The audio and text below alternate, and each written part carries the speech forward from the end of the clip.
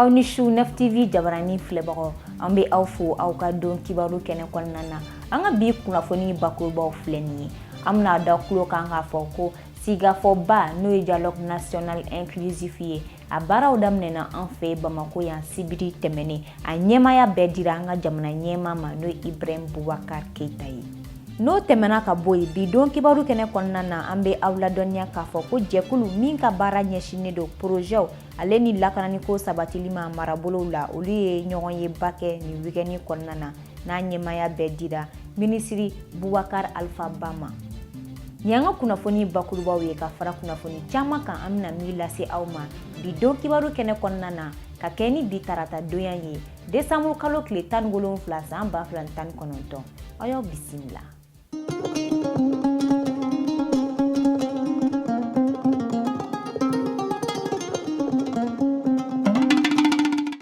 Aw mulu tɛ sɛgɛn an filɛli la jamana kɔnɔ ani jamana kɔ kan an bɛ aw fo kokuratu aw ni timinadiya i n'a fɔ n y'a fɔ aw ɲɛna kunnafoni daɲɛ kumabaw la cogoya min na sigafɔba o daminɛna an fɛ Bamako yan n'an b'a fɔ o ma ko dialogue national inclusif a daminɛna sibiri tɛmɛnen a ɲɛmaya bɛɛ dira an ka jamana ɲɛma ma n'o ye Ibrahim Boubacar Keita ye o hukumu kɔnɔna na maa caman ye i sen don a ko in na fo ka taa se jɛkulu caman ma olu la an bɛ aw ladɔnniya k'a fɔ ko jɛkulu jɛka baara olu fana ye u sen don a ko in na a ɲɛma n'o ye Ibrahima Jabate ye a ye ɲɛfɔli kɛ anw ye a hakilina ye min ye nin dialogue national inclusif ale kun kan a bɛ ka walawali kɛ anw ye Amadu El Konare ka kuma buruni ɲɛfɛ a ye min fɔ an ka ɲɛma da o fɛ.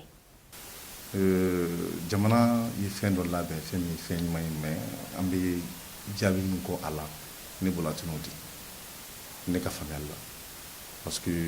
a tacogo man ɲi a labɛncogo man ɲi o tɛ ne ka faamuyali la mais sigikafɔ ka ɲi diɲɛ fɛn o fɛn ni sigikafɔ b'a la ka ɲi du kɔnɔ o jamana kɔnɔ o sigida kɔnɔ o ni sigikafɔ kɔni bɛ ko ɲuman don ni sigikafɔ bɛ labɛn de a bɛ labɛn mɔgɔ fɛ mɔgɔ minnu lamɛnnen don yɔrɔw la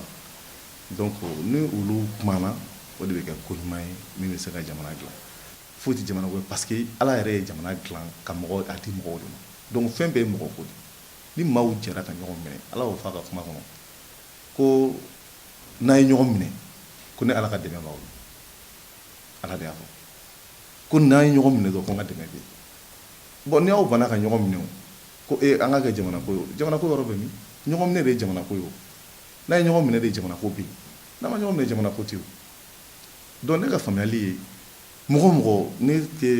association ɲɛmɔgɔ ye ne tɛ majorité la n tɛ opposition na mais n bɛ mɔgɔ ko de la mɔgɔ ko min don jamana ka taaɲɛ ko ni o ye an ka ɲɔgɔn minɛ ye ne b'o de la donc o tɛ se ka kɛ ka dɔ to kɛrɛfɛ ka dɔ to a la o tɛ se ka kɛ ten donc maliyɛn bonya ye maliyɛn danaya ye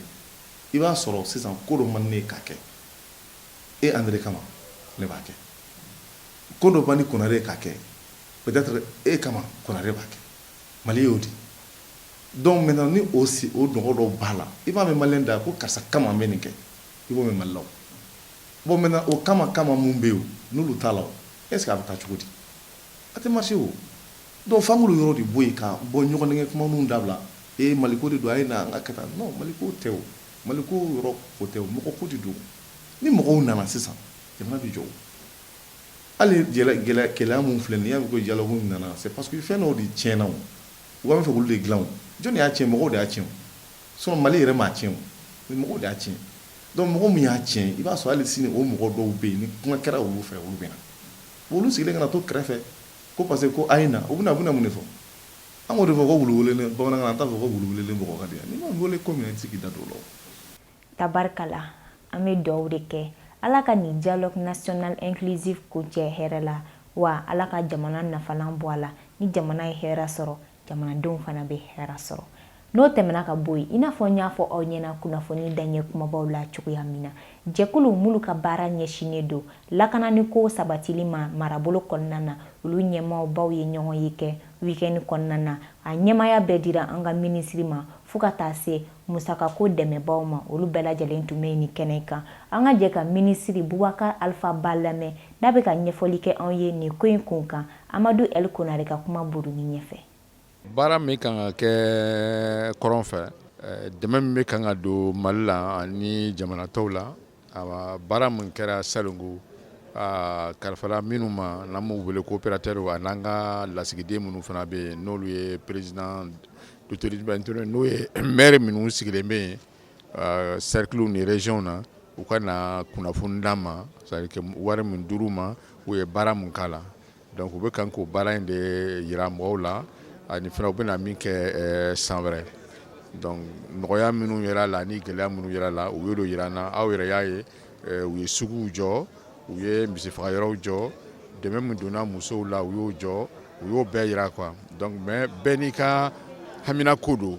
donc dɛmɛ dɛnna o sira de fɛ an bɛ kan ka o sɛgɛsɛgɛli la a bɛ daminɛ kabiri Bankas Koro Douanza Gourma-Rarous Putumutu ka tila ka Gawo ni Ansongo ani Tawdenit donc an ka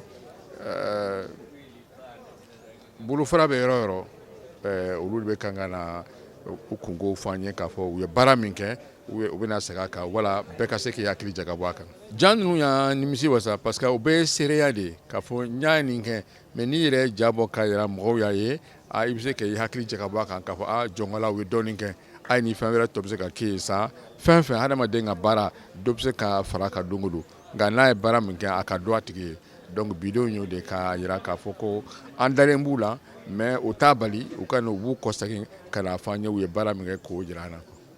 N'o tɛmɛna ka bɔ yen kalanko bunakun kan an bɛ aw ladɔnniya k'a fɔ ko desanburu kalo tile 5 tɛmɛnen ɲɔgɔn ye baw kɛra Mali fan bɛɛ la a dabɔkun ye ka grèveba de labɛn a tako fɔlɔ daminɛna kunungo desanburu kalo tile 16 a kun bɛ cɛ desanburu kalo tile 20 kun filanan o bolodalen don ka bila janvier kalo tile 6 la ka taa se a tile 10 ma okumu kɔnɔna na Nef TV ma tukɔ a ko la a ye munumunu salo kɛ ekɔliso damadɔni na yaasa ka kunnafoni caman sɔrɔ a ko in na u y'a sama min na an ka ɲɛma da o fɛ. An y'a daminɛ quartier Mali kalanso la u y'a yira k'a fɔ ko baarabila na kɛ k'ali k'a sɔrɔ ɲɔgɔndaw karabara. Depuis 2019 donc farankala fonctionnaire kun n'o ye 20% donc normalement fonctionnaire bɛ kan ka a sɔrɔ mais u ye école karamɔgɔ tigɛ ka bɔ a la alors que sariya on ka sariya la article dɔ b'an fɛ n'a ye article 39 donc mɔgɔ tɔw mana fɛn fɛn sɔrɔ baarakɛla tɔw mana fɛn fɛn sɔrɔ laɲini kɛ ka fɛn fɛn sɔrɔ on fana kan k'o sɔrɔ mais gouvernement ye on sen bɔ a la donc san'an ka taa grève la depuis vacances kɔnɔna na an ye laɲini dɔw kɛ fɔlɔ ye an ye lettre ci premier ministre ma donc a m'an jaabi donc an ka ɲɛmɔgɔ n'o ye syndicat ɲɛmɔgɔ ye mun bɛ synergie kɔnɔna na u ye laɲini kɛ fana k'a fɔ u ka ɲɔgɔn ye donc o de kokumu kɔnɔna na u ye ɲɔgɔn ye donc premier ministre ye layiru ta u ye ko farankan in bɛ k'a kan parce que sariya de don farankan in bɛ k'an kun sanni san laban cɛ donc san laban kɛla an ɲɛ b'a la ko t'a la ka bɔ a la farankan t'a la ka kɛ donc an ye lajɛ kɛ ka a ɲɛfɔ mun bɛ yen nɔ k'a ɲɛfɔ ɲɔgɔn ɲɛna école karamɔgɔ ɲɛna k'a fɔ san la ka ban vraiment gouvernement ka layiru kan a t'a la ka bɔ a sira fɛ donc o kɛlen u ye commission dɔ sigi sen kan n'o ye baarakɛbolo dɔ ye donc pour que ka kuma farankan kan mais o commission ni sen fɛ donc a yirala k'a fɔ gouvernement a t'a fɛ ka an ka farankan nin kɛw kun parce que u bɛ mun fɔ u b'a la ka na ni sira mun ye u b'a la ko 2020 2021 donc ko farankan bɛna kɛw kun alors que fonctionnaire tɔ minnu bɛ yen nɔ n'u bɛɛ an bɛɛ ye jamana baarakɛlaw de ye donc a kalo kun depuis janvier 2019 depuis janvier kalo tile fɔlɔ n'o ye san 2019 ye donc a kalo olu kun mais kɔn ta ka bila 2020 o tɛ 2020 yɛrɛ fɔ waati la o bɛ proposition dɔ la o ye 2021 fɔ dɔw la o bɛ 2020 fɔ donc a proposition ninnu si kɔni a tɔn enragé donc o de y'a to an ye a décidé an bɛɛ la kan k'a fɔ école bɛɛ yɔrɔ bɛɛ assemblée générale ka kɛ le 5 décembre donc ka ɲɛfɔ kɛ ɲɔgɔn ɲɛna an école karamɔgɔw ɲɛna donc comme an ye laɲini sɛbɛn déposé ka ban donc u ka comme gouvernement ma sɔn an kɔni an bɛ taa grève la. O kɔ an y'an kunda Bako Jikɔrɔ ni kalanso kan o nisɔndiyalen ye an kunbɛn. An ka laɲini tɛ mais n'i y'a ye an y'a kɛ parce que gouvernement fana ni baarakɛla bɛ baara kɛ hakɛ dɔ b'i ye bon n'i tɛ bila i ka hakɛ la dɔrɔn a b'i dimi i tɛ nisɔndiya sɔrɔ i ka baara kɔnɔ i hakili bɛ wasi-wasi i ka baara kɔnɔ donc o hukumu kɔnɔna na an ye assemblée lajɛrɛ ninnu ɲini an ka syndicat mɔgɔ bɛɛ ka na an ka jɛ ka kuma bon u ye laɲini mun fana an ye laɲini mun fana kɛ ka ɲɛsin gouvernement ni gouvernement yɛrɛ tun ye layidu ta an ye ko a b'an bila an ka hakɛw kɔnɔ i n'a fɔ INTM bɔra ka waleya minnu ta sisan u taara grève ni fɛnw na baarabilaw kɛra bon jusqu'à ce k'u sɔnna INTM ka laɲiniw ma bon anw dun ka hakɛ b'an a yira k'an bɛ INTM ka laɲini kɔnɔ donc n'an b'o laɲini kɔnɔ donc kɛmɛ sara o kɛmɛ sara 20 min bɛ fara donc a fana ka fara mun na an ka baara kɛ an t'a fɛ san ka nagasi an t'a fɛ denmisɛnninw ka ɲɛni an t'a fɛ basi ka denmisɛnninw sɔrɔ. An kunda yɔrɔ sabanan o kɛra Badalabugu kalanso ye. Il faut que syndicat an ɲɛmɔgɔw ye mun fɔ an ko appliquer à la lettre. Voilà, o de bɛ ne wolo k'o fɔ n kɔni bɛ mun fɔ ekɔliden somɔgɔw fana ɲɛna u kana minɛ ko baara man di anw ye baara ka di anw ye n'i y'a ye an sera bi ma fɔ bi ma kalo 6 an bɛ gouvernement kɔ ko a ye min fara tɔw kun k'a k'o di anw ma n'o y'a sɔrɔ an tun tɛ fɛ ka baara kɛ depuis san daminɛ an tun bɛ baara jɔ mais an wulila ka se bɛɛ ma ka ɲɛfɔli kɛ bɛɛ ye ka da kan gouvernement ko mun b'u kɔnɔ k'o ɲɛsin an ma gouvernement filɛ nin ye fantandenw ka kalan a nege t'u la dɛ parce que u bɛɛ denw bɛ école privée baw la u bɛ sara ne kɔni bɛ mun ɲini école somɔgɔw fɛ a ye wuli an ni anw an ka ɲɔgɔn dɛmɛ walasa kɛ ɲinan kalan bɛ se ka ɲa parce que salon min kɛra an bɛɛ b'o dɔn. Ni maa ninnu bɛɛ y'a yira k'a fɔ ko u sen na ye nin baarabila in na o kɔ an ma aw ladɔnya k'a fɔ k'an y'an ka nin taama in kuncɛ Torokɔrɔbugu kalanso la. Min ye anw dusukun yɛrɛ tɔɔrɔ ko in dakun na u y'a yira an na k'a fɔ k'u bɛ se pourquoi u bɛ se parce que sariya de y'a yira k'a fɔ an n'a ka kan an ye premier ministre rencontré le 4 octobre a y'a yira an na k'a fɔ ko tiɲɛ na an n'a ka kan parce que u tun y'a tɔw aligné outil kɔnɔna na k'u ban ka enseignants aligné enseignants jumɛnw ma aligné fonctionnaires de l'État ani collectivité ko olu tɛ grille générale kɔnɔ k'olu man ka bénéficier an k'u ma ko a y'aw jɔ aw ye statut dɔ d'anw ma o statut kɔnɔna na an ka article 39 b'a yira k'a fɔ ko anw ni fɛn dɔ sɔrɔli ka kan an y'u ramené o la u ko an ma ko effectivement tiɲɛ don. An bɛ aw ladɔnniya k'a fɔ k'u y'a yira k'a fɔ ko ni grève na to sen na ko fo laɲiniw ka sabati a kun fɔlɔ daminɛna bi décembre kalo tile 16 k'a kun bɛ cɛ décembre kalo tile 20 kun filanan o bolodalen do ka bila janvier kalo tile 6 la k'a kun cɛ janvier kalo tile 10 na san 2020. Halisa kunnafoni nasira la an bɛ aw ladɔnniya k'a fɔ ko Union européenne fo ka taa se ONU ma olu y'u fanga fara ɲɔgɔn kan ka fɛɛrɛ kura dɔ bila sen kan a dabɔkun ye ka bingali wale min bɛ ta ka musow ale ni npogotigininw sɛgɛrɛ dɔ ka se ka bɔ olu la fo ka taa se u ka hakɛya bɛ se ka sabati cogoya min na yaasa ka kunnafoni caman sɔrɔ nin ko in na an ka jɛ ka Useni Sheikh Fanta Madi Jalo lamɛn ale bɛ ka ɲɛfɔli kɛ anw ye Aminata Daɲɔ fo ka taa se Umar Traoré ka kuma buruni ɲɛfɛ. Baɲumankɛ tɔn dɔw de bɛna sugandi Mali la minnu bɛna projet in baara kɛ donc n'o baɲumankɛ tɔn ninnu sugandira sisan nɔ olu de bɛna taa baara kɛ ka kunnafoni di kunnafoni bɛ di musow ma a bɛ di cɛw ma a bɛ di denmisɛnninw ma a bɛ di an ka togodaw la donc ka mɔgɔw kunnafoni kɔlɔlɔ minnu ni bɛ bingani walew ni kɛwale jugu minnu lase musow ma kɔlɔlɔ minnu b'olu la walasa ka o bingani wale ninnu kunbɛn n'a bɛ f'o ma la prévention parce que sisan an bɛɛ yɛrɛ b'a dɔn kɛwale jugu ninnu a cayalen don an ka jamana kɔnɔ sisan muso fagaw ni muso bɔgɔw ni binganiw olu cayalen don ani an yɛrɛ b'a dɔn nɛgɛkɔrɔsigi ni furu joona ninnu u bɛ kɔlɔlɔw lase musow ka kɛnɛya kan volet dɔ fana bɛ yen n'a bɛ f'o ma prise en charge o ye ka kɛnɛya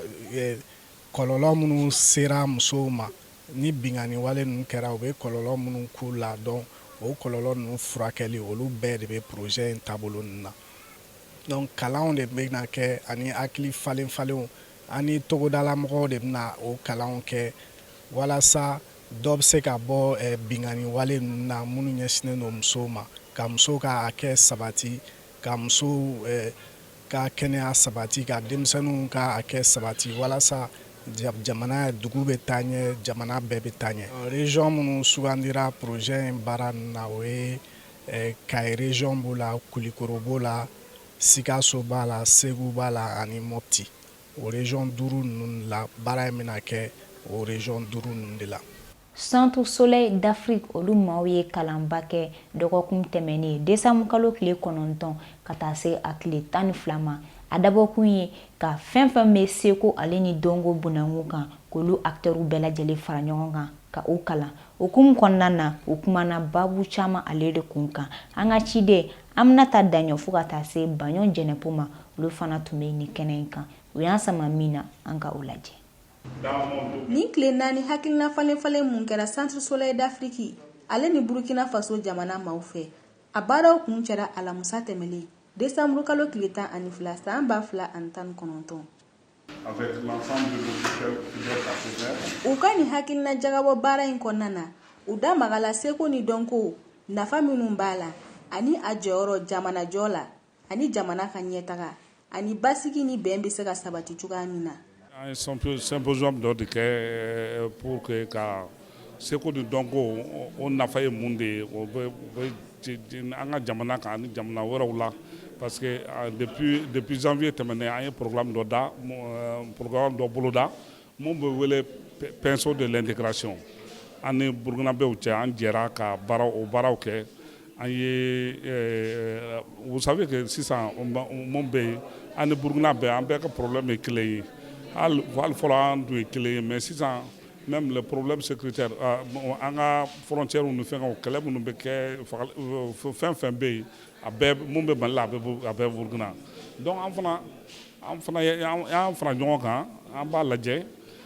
seko ni dɔnko kɔnɔna na an bɛ se ka mun de kɛ k'an ka dɛmɛ lase pour que bɛn ni sabati bɛ se ka na jamana kɔnɔ cogoya min na donc an y'o kɛ o baara daminɛ depuis janvier tɛmɛnen. Centre Soleil d'Afrique ɲɛmaaba ale ye welewelemada kɛ dɛmɛko nasiraw la sabula u ka laɲini ye ka fɛɛrɛ kɛ projet in bɛ se ka bonya cogoya min na ka taa farafina jamana tɔw la don n'a nataw la. An kɔni ye privé ye mais an bɛ ministère de la culture bolo de kan parce que an bɛ minnu kɛ a b'u ka fɛngɛ de kɔnɔna na donc an bɛ fɛn fɛn kɛ kɔnɔ an bɛ papier ci yen nɔ ka ɲɛf'u ye an bɛ ka nin fɛngɛ kɛ donc hali ni dɛmɛ suguya ka ca hali du fait que u bɛ ko nɔgɔya an bolo an bɛ baaraw kɛ ka fɛn dɔn u b'an ka kɛcogow bɛɛ kalama o fana ye dɛmɛ dɔ ye n'o tɛ u bɛ se k'an bali k'a kɛ o n'u y'an to yan ka kɛ o fana ye dɛmɛ dɔ ye mais bon dɔɔni de don jamana kɔni ka gɛlɛn n'a ye dɛmɛ wɛrɛ fana sɔrɔ o bɛ diya n ye kɛ donc parce que o b'a to an bɛ se ka laɲiniw bɛɛ sabati parce que sɔɔni an b'a fɛ ka san wɛrɛ kɔnɔna na